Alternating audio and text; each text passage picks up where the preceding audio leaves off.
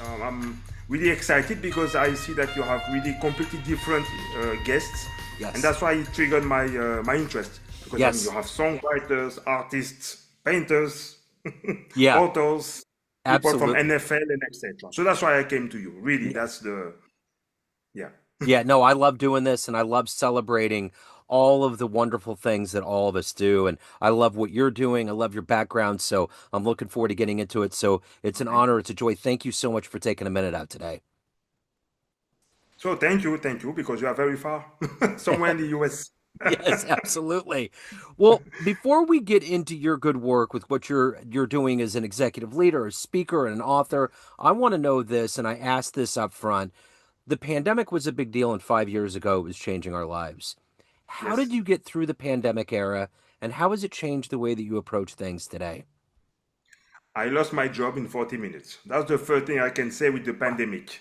Wow. And that's why I'm here today.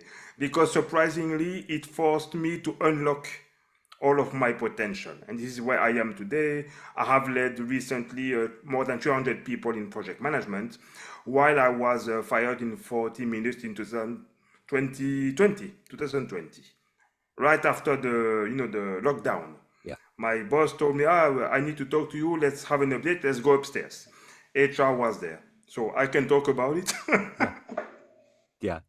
Yeah. Well, so what happened? I know that there's a lot of us that have been in that situation. Were you confused? What were you thinking? Yes, I was confused, devastated, because I am still a part-time father, shared custody 50-50. So nobody to say, don't worry, I can manage. It's me only. So I went down, but I mean, a few days, not a few months, because actually I didn't have any choice. I had to do something. And what triggers the big change is that I asked and I called some friends, okay, I lost my job, etc. Patrick, you should start your company, your own business. And then one day I said, what if all of those people were right and I could do this kind of new job? And I decided to trust them. And that's how I created my own business in 17 days, 17 days. Wow. And then I did my job as project manager on COVID studies, by the way. Mission one was ending. I again asked my network to help me, and then I found a job at PPD where I am today. So if I So was, yeah, don't be no, alone. Ask for help because network can do much more than you can expect, but you just have to ask and be absolutely. humble. For sure. So let's get into exactly what you do today. I'm going to put you in front of a bunch of high school students or middle school students. It's career day, and one of them wants to know what you do for a living. How do you answer them? Mhm.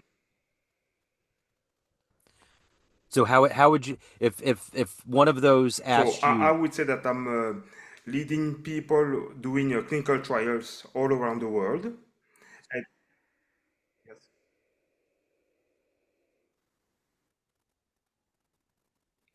I lost you, I think. okay. Can you hear me? Yes, I can I hear lost you. you. Yeah.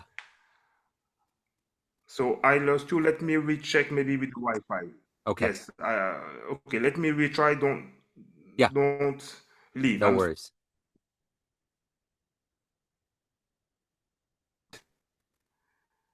So let's hope it's better now because I have two and I'm always trying to find the best thing. So Okay. yes, if somebody in high school is asking what I'm doing today, I'm just saying I'm doing clinical research to find new vaccines that will help us feel better tomorrow.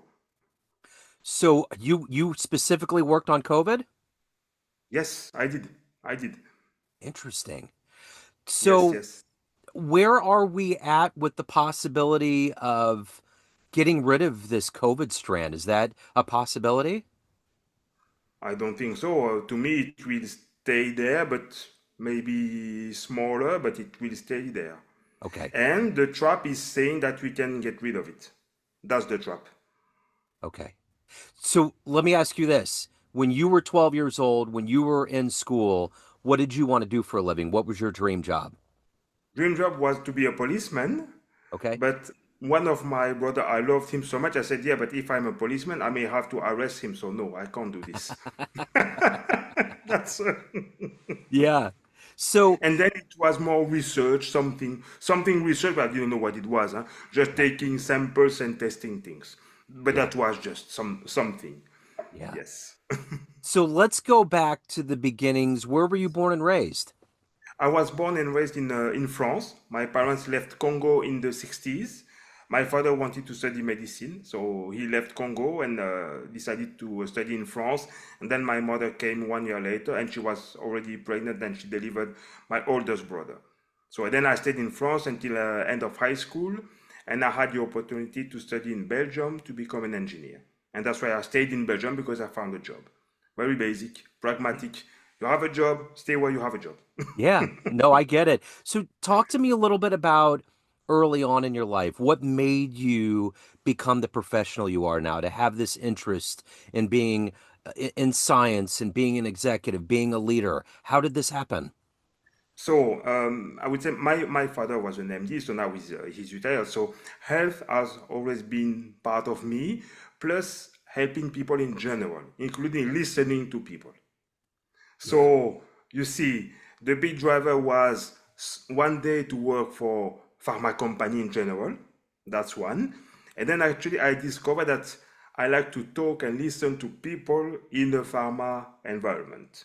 And that is where the people management side has entered the space. And I'm much more passionate by doing people management than in a way vaccine development. That's why I need both. But the natural Patrick is people management in general, career management, coaching, etc. Because I'm convinced of the value. I like to say I'm a pure product of coaching, mentoring. I mean, people have coached me, mentored me, and this is where I am today. And I want also to give back. This part on giving back is, I believe, connected to my parents. Father, MD, mother, nurse, you know, yeah, bringing back to the society, giving back. So that's why it's not difficult in a way to be who I am today. Then yeah, executive, it remains a surprise.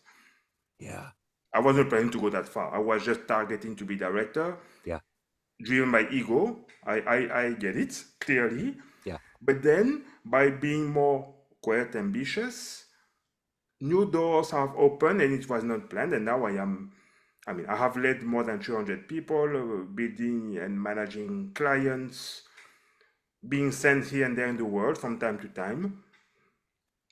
Still yeah. unbelievable, and I am beyond my objective, so I'm fine. I'm just all of this is just a bonus. That's why in parallel I wrote a book.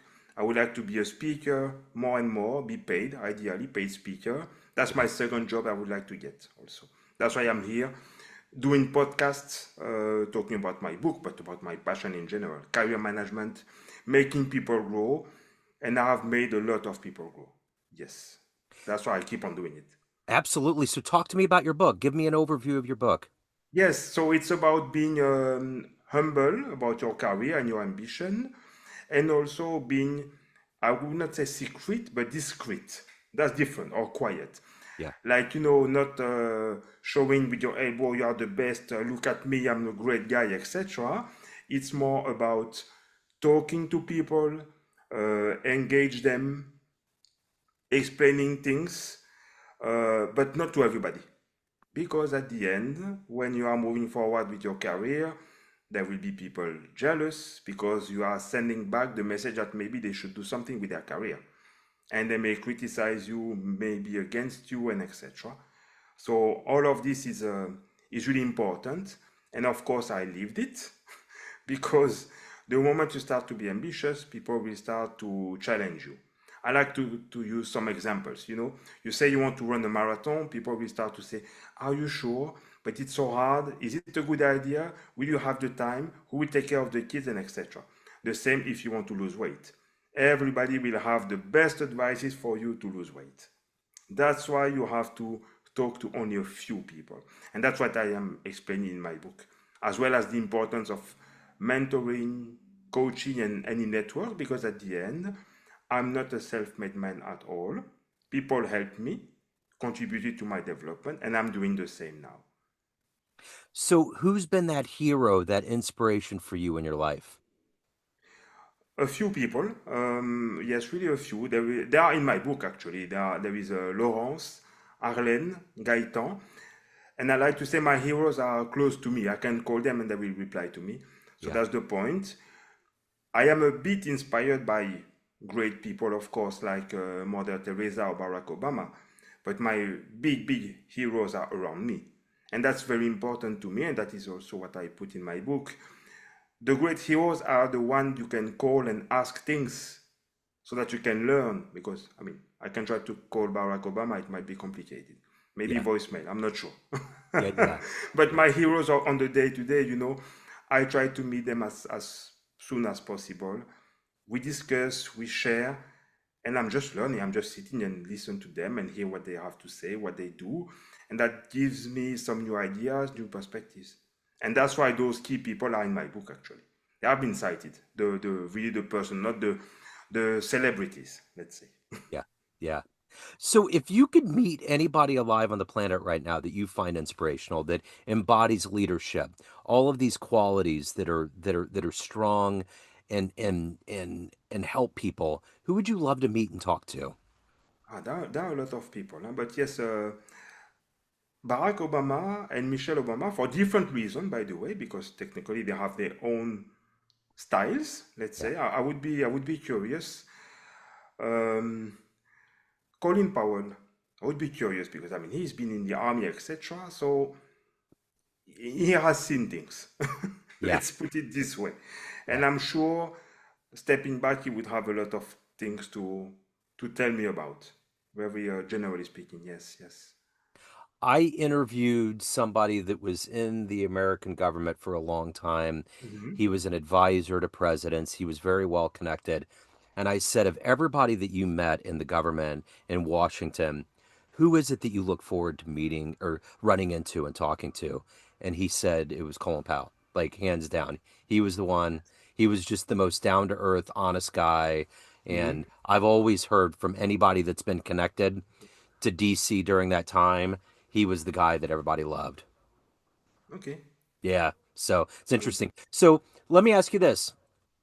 What is it that gets you up every day? When that alarm goes off, what gets you up? What motivates you to do good work, to take care of your soul and your life? What is that energy for you every day? Contributing to the development of people. That's really the thing. Really, really, really. I mean, even if I am in the rush and somebody's saying, yes, I have some question, I have some doubt about my next step, or there are some changes at work, I will find my moment.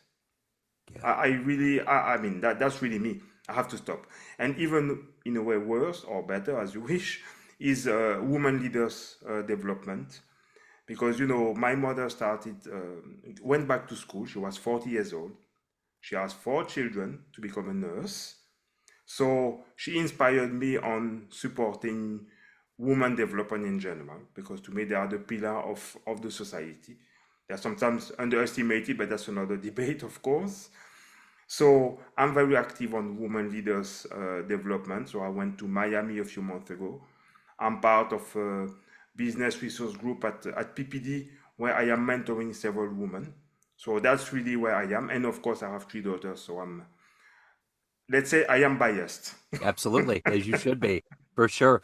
So let me ask you this. If you were to have a dream tonight, and you ran into the 16-year-old version of you and you had a big book in your hands and it was like a coffee table book and you handed it over and it was your life and you said to your young version, this is how your life has turned out so far, would that young version of you believe it? No, No. no, no, would not believe it, would be surprised, would deny, would say, no, come on, not me.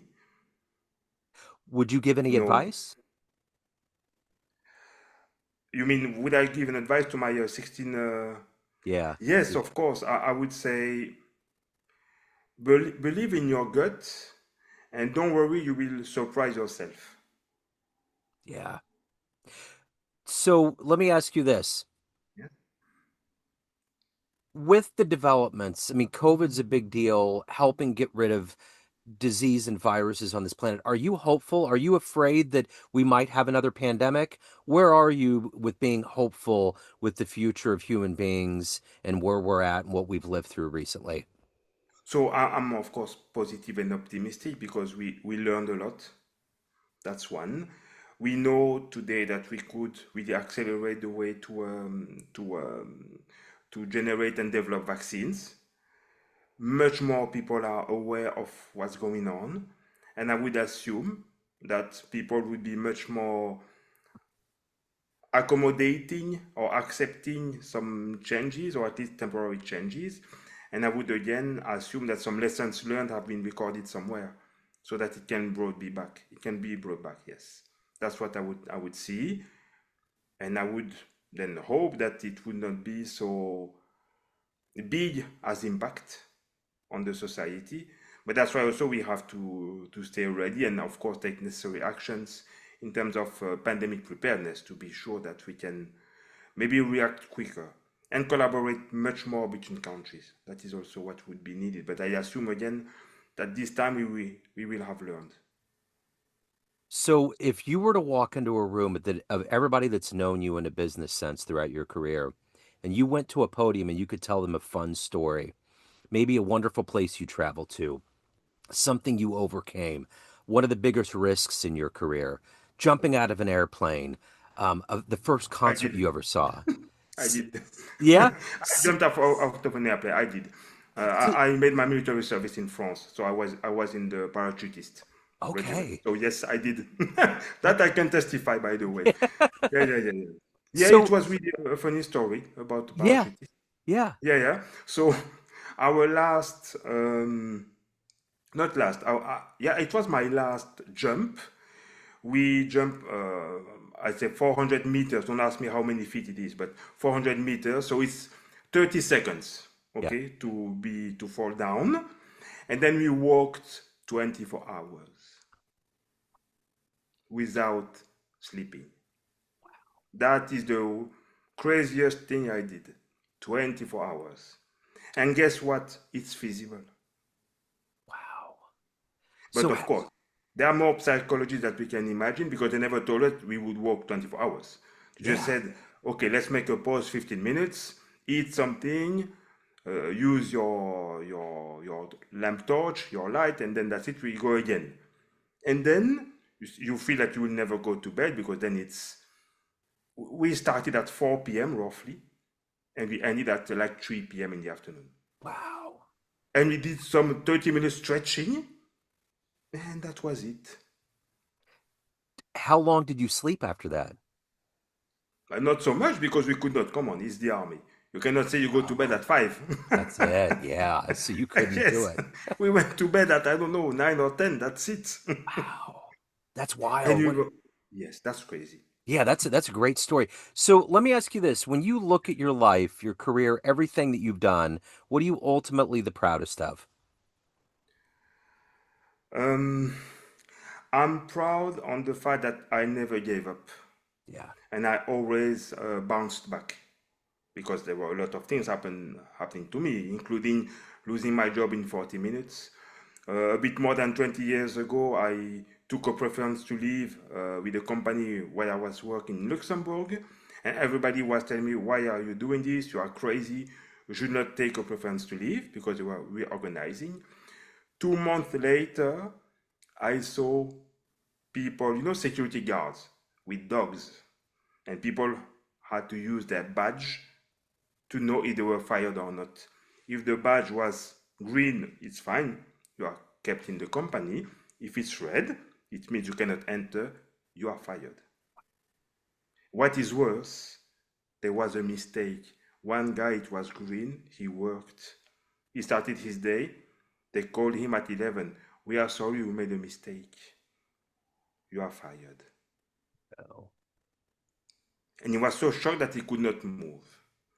So I'm always thinking, even more than 20 years later, I'm thinking that I made the right choice because I may not have been able to cope with this. I mean, security guards with dogs, come on, you're just working. yeah. We were making CDs and DVDs, nothing else, Yeah. huh? Yeah. Not so much sensitive product, just CDs, DVDs. Yeah. Wow. That's why I said I made the right choice. Yeah, for sure. So at the end of the day, everyone has a perception or an idea of who they think you are. Family, friends, everyone you work with, clients, everyone that gets your book. But you run the show. What's your perception of you? Who do you think you are? I would say I am a passionate person, and I'm not so serious, by the way, because even if I have big meetings, I can still play jokes Yeah. and having fun. And sometimes people are surprised, like the big guy with more than 300 people reporting to him all around the world, etc., can do joke, can make fun of his direct reports in front of everybody. So not so serious because at the end I am beyond my objectives. That's why I am enjoying, and I'm grateful also to have gone so far in my career, and that's why I'm really passionate about contributing to others' development because I know the difference I can do. Because some made a difference for me. So if anybody wants to pick up a copy of Quiet Ambition, they want to hire you, they want to ask questions, any of the good business in your world, where do they go? So they could go to LinkedIn, very simple. That's Okay. the first way to engage me. Then buy my book on Amazon.com. It's in a English version and there is also a French version. And then they will have to wait a few more weeks because I'm building a website where they could really formalize any engagement about speaking, for example, at congresses, conferences, or leadership summit in general. So what's the best thing about living in Belgium? Food, Yeah, not the weather. I'm sorry. Forget the right. weather and the taxis. Forget taxis. Yeah. It's a disaster. Not really. But food, yes, you have a waffle, chocolate, beer. Yeah. Funny story about Belgium that people don't know. You have chocolate outlet stores. Wow. It means what? It means that when you enter these outlet stores, you pick up chocolate for free, you eat whatever you want, and then you buy your own chocolate 30 or 40% cheaper. Wow. That this is going to be beautiful for the women out there listening. They're going to probably flock there, you know? Yes, yes, and my kids. Yeah, absolutely. They enjoyed. No, no, and we go twice a year. We go there. Wow. That's amazing. That's cool. What a wonderful story, Patrick. Thank you so much. Thank you for your Thank you, story. Thank you for your time. Have a great holiday season, a wonderful 2026. thank you very much. Thank you for having me again. It Yeah, was really a pleasure. Thank you. absolutely. It was great to meet you. Take care. Thank you.